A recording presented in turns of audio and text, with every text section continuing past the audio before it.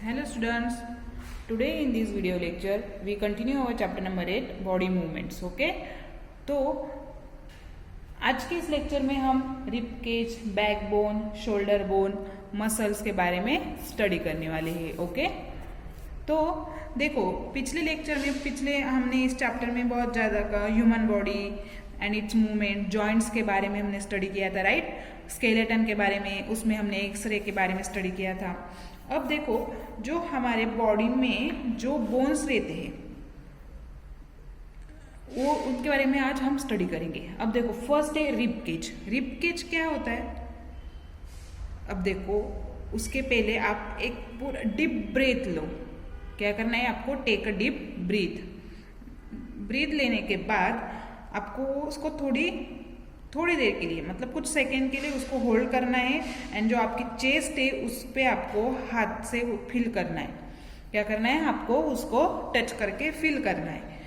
Chest आगे से भी करना है, बैक से भी करना है. ओके, एंड आपको पॉसिबल है तो उसमें जितने रिब्स है उसको काउंट करके देखना है, अगर पॉसिबल हुआ तो. ओके, फिर आपके बुक में एक डायग्राम दिया है, एक पिक्चर दिया है रिब केज का. उसको आपके बॉडी से आपने जो फील किया है उसको कंपेयर करके देखना है, सेम है कि नहीं है. ओके, दिख रहा है फिगर? क्या दिया है रिब केज का? देखो, we see that the ribs are curiously bent. जो रिब है वो बेंड है, right. They join the chest bone and the back bone together to form a box. जो चेस्ट बोन है एंड जो बैक बोन है वो एक दूसरे को जॉइन है, एक बॉक्स की तरह. उसका क्या है? उसका स्ट्रक्चर है, बॉक्स की तरह उसका स्ट्रक्चर है. फिर उसको क्या बोलते हैं? Rib cage. This is called rib cage. पूरे बॉक्स की तरह जॉइन है वो एक दूसरे को, backbone and chest bone, right. उसको बोलते हैं rib cage. There are 12 ribs on each side of chest. एक साइड पे चेस्ट के देयर आर 12 रिब्स. कितने? 12 रिब्स रहते हैं. सम इम्पोर्टेंट इंटरनल पार्ट्स और body lie protected inside the cage. जो हमारे बॉडी में इंपॉर्टेंट पार्ट्स रहते हैं जिनको हमें प्रोटेक्ट करने की जरूरत रहती है वो ऐसे रिब केज में रहते हैं, क्योंकि उसको ऊपर से बोन से प्रोटेक्शन मिलता है. ओके, तो ये तो रिब केज. अब बैकबोन क्या है? आपको क्या करना है? आपके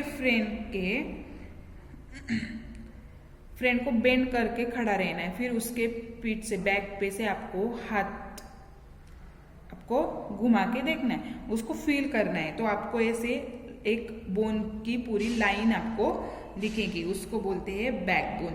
क्या बोलते हैं? Backbones. It is made up of many small bones called vertebrae. ये जो बैकबोन है वे छोटे छोटे स्मॉल बोन से बनता है, उसको बोलते हैं वर्टिब्रे. ओके, बैकबोन में कितने वर्टिब्रे रहते हैं? 33.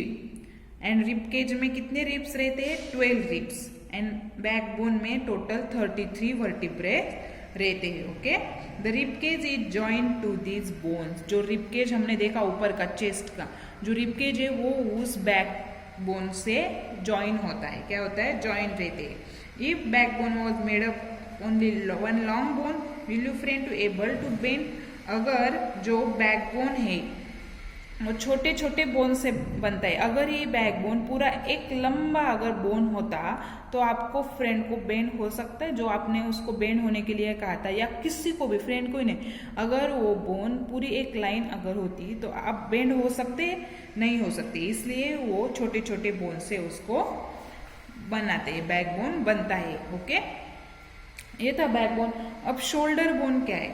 शोल्डर बोन्स मतलब, अब देखो आपको फिर आपके फ्रेंड को दोनों हाथ वॉल पर लगा के प्रेस करके खड़े रहने को बोलना है. वॉल पे आपको फ्रेंड को दोनों हाथ प्रेस करके खड़ा रहने को बोलना है. एंड फिर उसके पीछे शोल्डर के पास जो 2 बोन्स रहते हैं उनको बोलते हैं शोल्डर बोन्स. क्या बोलते हैं? शोल्डर बोन्स बोलते हैं. ओके, नीचे है पेल्विक बोन्स. पेल्विक बोन्स मतलब हम जिस पार्ट पे, स्टमक के नीचे जो पार्ट रहता है, क्या? स्टमक के नीचे जो पार्ट रहता है जिस पे हम बैठते हैं, उस जो बोन रहते हैं उसको बोलते हैं पेल्विक बोन्स. ओके, नेक्स्ट है जो हमारे स्कल है, the skull is made up of many bones joint together. हमारी जो स्कल है, स्कल मतलब ऊपर खोपड़ी खोपड़ी बोलते हैं ना, ये जो स्कल है वो बहुत ज़्यादा बोन्स से, मेनी बोन्स से वो एक दूसरे को ज्वाइन होकर बनती है। It encloses and protects a very important part of the body. हमारे स्कल में बहुत ज़्यादा इंपॉर्टेंट बॉडी का पार्ट रहता है, उसको बोलते हैं ब्रेन। क्या है? ब्रेन। वो स्कल में रहता है, बिकॉज स्कल जो रहता है वो बहुत ज़्यादा हार्ड रहती है। उस ब्रेन को कुछ भी हम उसकी हेल्प से कुछ भी नहीं हो सकता है, मतलब वो स्कल जो है बहुत ज़्यादा बोन से बनता है, इसकी हेल्प से वो ब्रेन को प्रोटेक्ट कर सकता है, राइट। अब देखो, हमने बोन्स के बारे में एंड जॉइंट्स के बारे में, हमारे पूरे स्केलेटन के बारे में हमने स्टडी किया, राइट, किया। लेकिन जो हमारे कुछ एडिशनल पार्ट है स्केलेटन के, बोन्स एंड जॉइंट्स के बारे में तो हमने स्टडी किया, लेकिन हमारे स्केलेटन में ऐसे कुछ एडिशनल पार्ट है जो हमने अभी तक नहीं देखे। वो जो पार्ट्स है वो ज़्यादा हार्ड भी नहीं रहते एंड ज़्यादा स्मूथ भी नहीं रहते, वो इजीली बेंड हो सकते हैं। वो भी, उसको भी बोन्स ही बोलते हैं।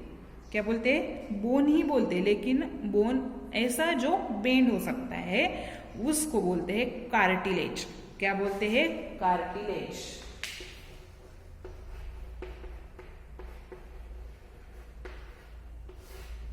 क्या बोलते हैं उसको? कार्टिलेज, जो बोन इजी बेंड हो सकता है। अब आप सोच रहे होंगे कि ऐसा बोन हमारे बॉडी में कहाँ है? हमारे ईयर। आपको ईयर को हाथ लगा के फील करना है, देखो। ओके, आपने आपके ऊपर के पार्ट को फील किया, ईयर के फील हुआ कुछ थोड़ा सा हार्ड, लेकिन आप उसको बेंड भी कर सकते हैं, राइट। वहाँ पे कुछ बोन है नहीं, लेकिन वो वहाँ पे हमें हार्ड भी लग रहा है ना, तो हम उसको बेंड भी कर सकते हैं। Okay, do you notice anything different between the year and lobe of the portion about?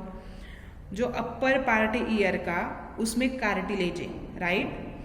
Cartilage मतलब जो बोन बेंड हो सकता है, एंड नीचे का जो पार्ट रहता है ईयर का उसको बोलते हैं लोब। क्या बोलते हैं? लोब। LOBE, lobe. अब इन दोनों पार्ट में अपने पूरा फील करना है उसको फिंगर से, और फील करके आपको देखना है कि उसमें कौन सा पोर्शन है, क्या क्या है, right. Do you feel something in upper parts of ear that is not soft as the year?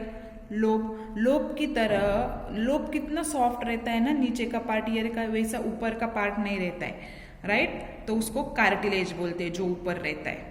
Cartilage is also found in the joints of the body. ऐसे जो स्मूथ बोन से जो हम बेंड कर सकते हैं वो हमारे जॉइंट्स में भी, बॉडी के जॉइंट्स में भी हमें मिल सकते हैं। ओके, तो ये था कार्टिलेज। अब लास्ट हम देखा क्या है? मसल। क्या है? मसल्स। अब आपको क्या करना है? Make a fist with one hand. Fist करना है हैंड का। Bend your arm at elbow. आपको एल्बो में आपका आर्म बेंड करना है, एंड आपको touch your shoulder with the thumb. Thumb से आपको शोल्डर को टच करना है। Do you see change in your upper arm? आपके अपर आर्म में चेंज आता है ना? Touch it with the other hand. फिर आर्म को आपको दूसरे हाथ से टच करके देखना है। देखो, ऐसी फिस्ट करनी है, आर्म को बेंड करना है, फिंगर से यहाँ पे टच करना है, एंड फिर दूसरे हाथ से आर्म को आपको टच करके देखना है। थोड़ा सा हार्ड आपका आर्म हो जाता है ना, राइट। तो इसको बोलते हैं मसल्स। क्या बोलते हैं? Muscles. The muscles burst due to contraction. जो मसल है वो कॉन्ट्रैक्ट होते हैं। क्या होते हैं? कॉन्ट्रैक्ट होते हैं। मतलब अगर हम उसको टाइट करते तो वो कॉन्ट्रैक्ट हो जाते हैं, right. When contract the muscle become shorter. जब मसल्स कॉन्ट्रैक्ट होते हैं तो वो शॉर्टर होते हैं, स्टिपर होते हैं, एंड थिकर होते हैं। Okay, it pulls the bone. वो बोन को पुल करता है। Muscles work in a pair. Muscle pair में ही काम करता है। When one of them contracts the bone is pulled in that direction. जब मसल कॉन्ट्रैक्ट होता है तब बोन उस डायरेक्शन में पुल हो जाता है and the other muscle of the pair relaxes. मैंने बताया ना कि मसल पेयर में काम करता है। जब एक मसल कॉन्ट्रैक्ट होता है तब बोन उस तरफ पुल होता है एंड दूसरा मसल जो रहता है वो रिलैक्स होता है। क्या होता है?